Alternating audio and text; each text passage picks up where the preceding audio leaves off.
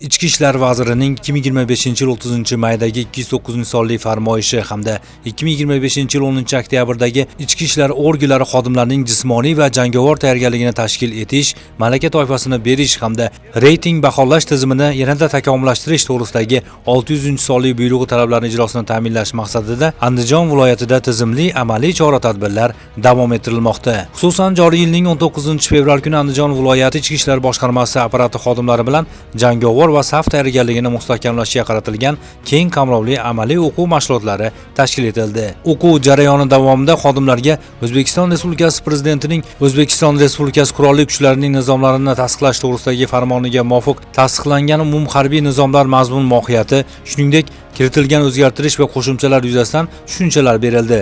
Shundan so'ng saf tayyorgarligi bo'yicha amaliy mashg'ulotlar o'tkazilib, xodimlarning safda harakatlanish, buyruq va ko'rsatmalarni aniq bajarish ko'nikmalari takomillashtirildi. Shu bilan birga tezkor vazifalarni bajaruvchi safarbar otryadi xodimlari tomonidan o'qotar qurollar va maxsus vositalarning taktik-texnik xususiyatlari, ulardan xavfsiz va samarali foydalanish tartibi, xizmat jarayonida maxsus vositalarni mohirona qo'llash usullari yuzasidan ko'rgazmali va amaliy darslar namoyish etildi. Bu orqali shaxsiy tarkibning tezkor vaziyatlarda to'g'ri qaror qabul qilish va professional harakat qilish ko'nikmalari mustahkamlandi. Bundan tashqari mashg'ulotlar doirasida tibbiy tayyorgarlik yo'nalishiga ham alohida e'tibor qaratildi. Tibbiyot bo'limi mas'ul xodimi tomonidan bilak va son suyagining yopiq sinishi holatlarida birinchi tibbiy yordam ko'rsatish, xususan shina qo'yish texnikasi bo'yicha amaliy o'quv mashg'uloti o'tkazildi. O'tkazilayotgan bu kabi o'quv mashg'ulotlari xodimlarning jangovar, jismoniy va kasbiy tayyorgarligini yanada oshirish, xizmat nizomini mustahkamlash hamda fuqarolar xavfsizligini ta'minlashga xizmat qilmoqda.